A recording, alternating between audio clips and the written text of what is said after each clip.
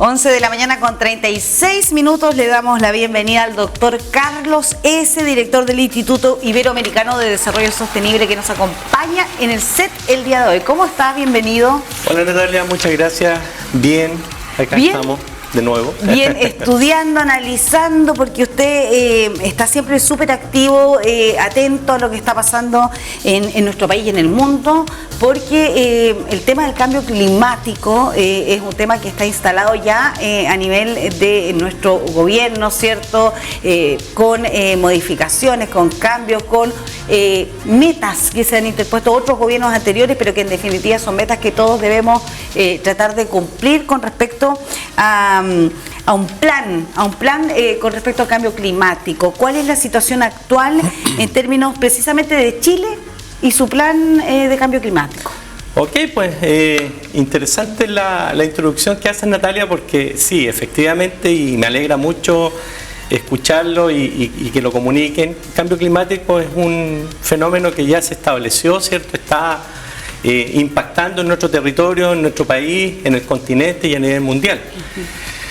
En ese sentido, nuestro país, como lo hemos conversado varias veces, ha desarrollado una política para impactar o mitigar, llamémoslo de esa manera, los potenciales impactos del cambio climático. Dentro de los más conocidos y los que más nos deben preocupar son aquellos eventos climáticos extremos, ¿cierto? Estas concentraciones de precipitaciones o nevazones o periodos de calor muy intensos, ¿cierto? En ciertas épocas, que se ven acrecentados también con otros fenómenos, como el fenómeno del niño y de la niña que nos visitan cada cierto tiempo.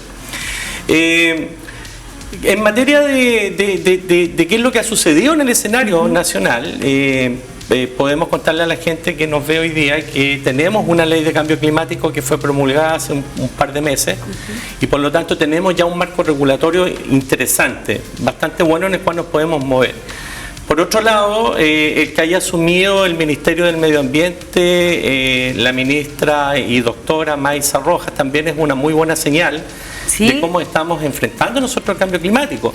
¿Por qué? La doctora Maysa Rojas es una científica, una investigadora que lleva años trabajando en temática de cambio climático. Es una de las, ella fue la directora del CR2, ¿cierto? Del Centro para el Clima y Resiliencia, que es un consorcio de varias universidades y que han estado trabajando fuertemente en todo lo que son los modelos locales con respecto a las variaciones de temperaturas y precipitaciones. Y también hace poco ellos dieron a conocer al conocimiento científico, ¿cierto? A la comunidad educativa y también al sector público y privado, el Atlas de Cambio Climático Nacional, en donde están estos modelos que muestran las proyecciones y las potenciales cadenas de impacto que están asociadas, ¿cierto? A este evento, que es un fenómeno de origen antrópico, como lo hemos señalado, pero que a distintas escalas la actividad antrópica va generando otros impactos que, asociados a los impactos que ya conocemos del cambio climático, se multiplican y se hacen mucho más intensivos. Entonces, resumiendo un poco, en materia de política pública en nuestro país estamos bien, estamos enfrentando correctamente el cambio climático. O sea, este denominado plan para el cambio climático es un plan que es favorable, no está faltando nada. Siempre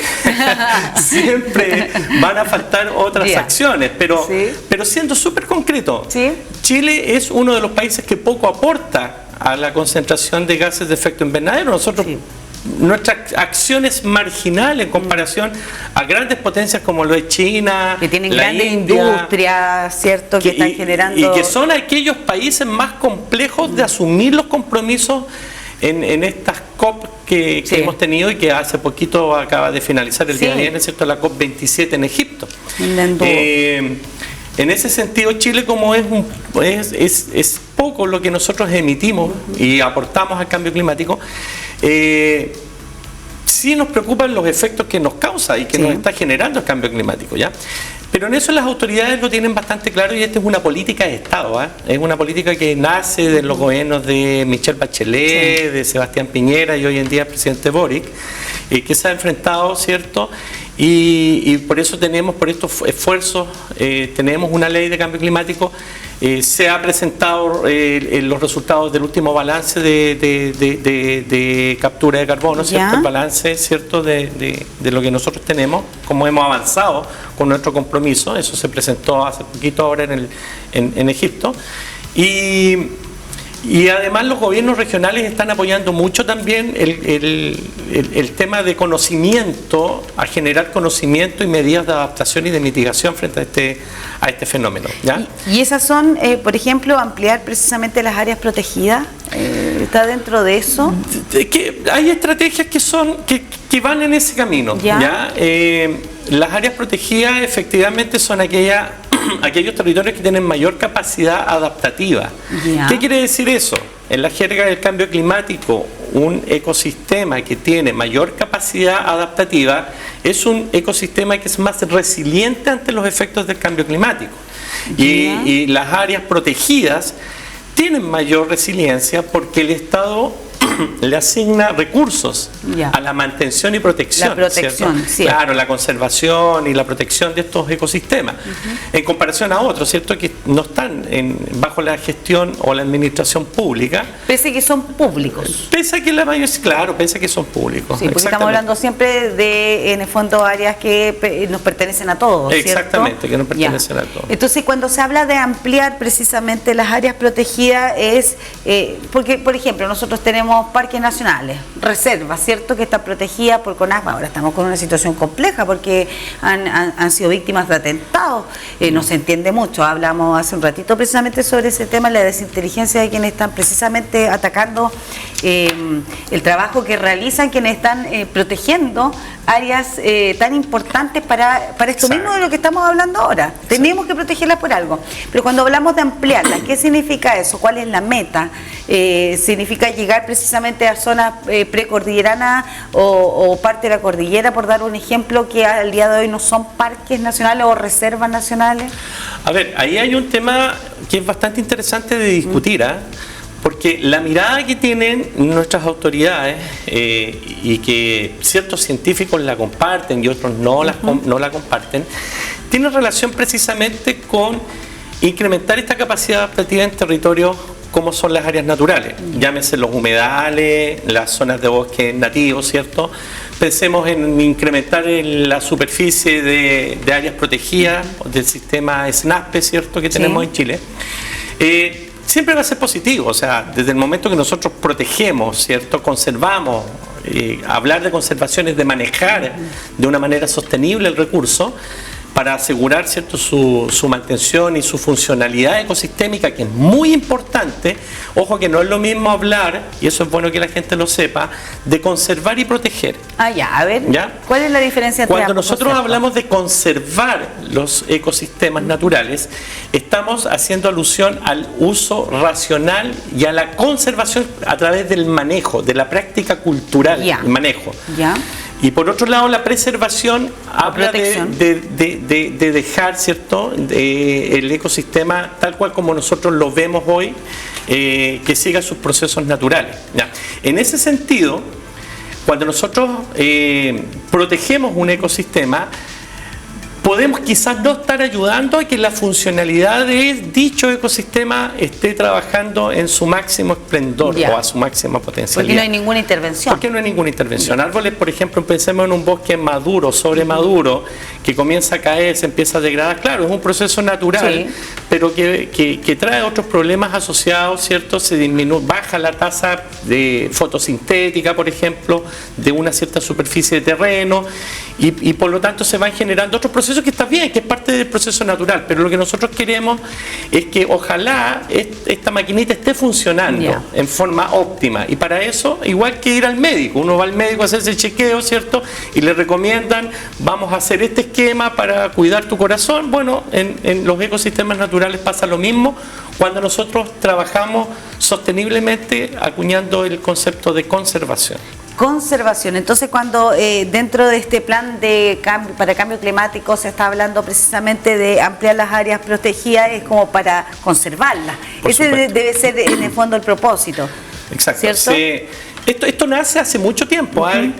si mal no recuerdo, fue uno de los compromisos que se acordaron en París, y Chile se comprometió a incrementar superficie de plantaciones y de reforestación con especies nativas, incrementar, ¿cierto?, la superficie de áreas silvestres protegidas o de áreas protegidas, bajo el concepto de conservación.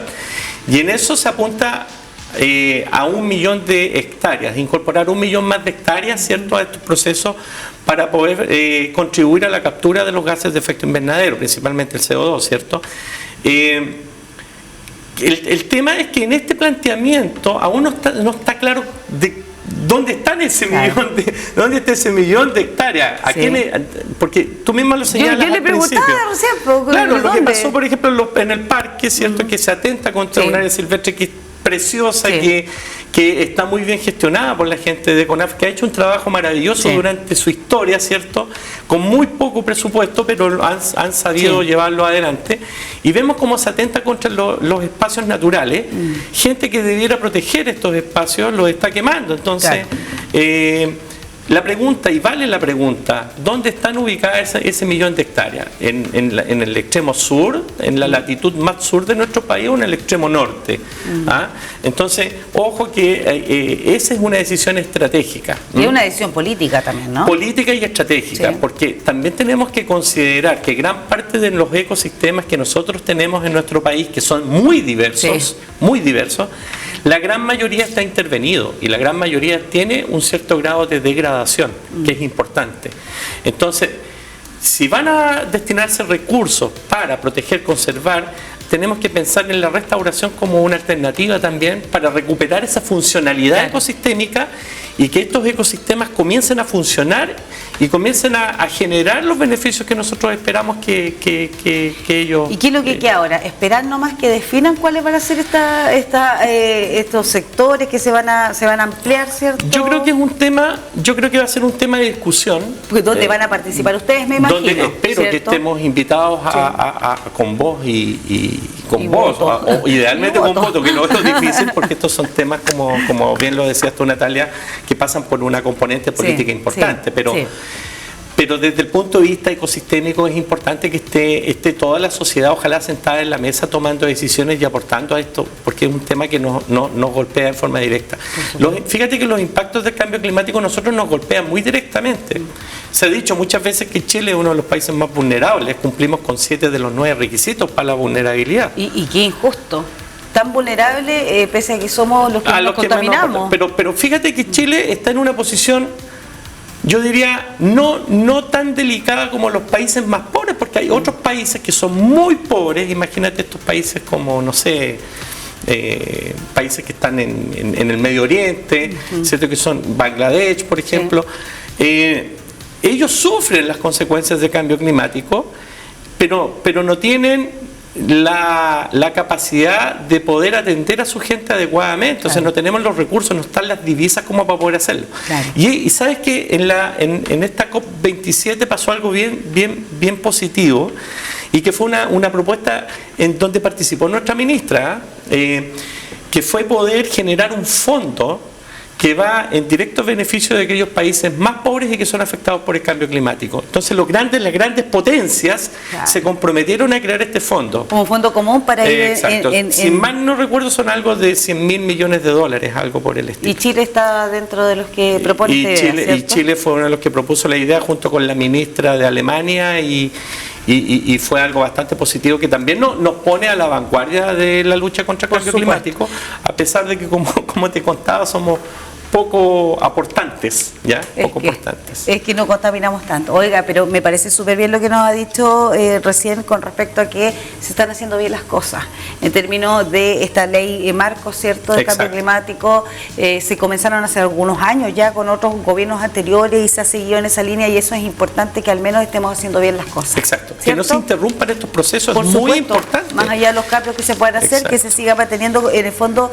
como una decisión estatal. El Estado es el que ha decidido con respecto a esto, y se respeta, digamos, las decisiones anteriores. Muchas gracias, doctor Carlos S., por acompañarnos hoy. Pues muchas gracias, Natalia, por la invitación, y bueno, siempre dispuesto a compartir con ustedes. Bienvenido será tipo siempre. De noticias. Muchas gracias. Hasta luego. Vamos a una pausa, volvemos enseguida.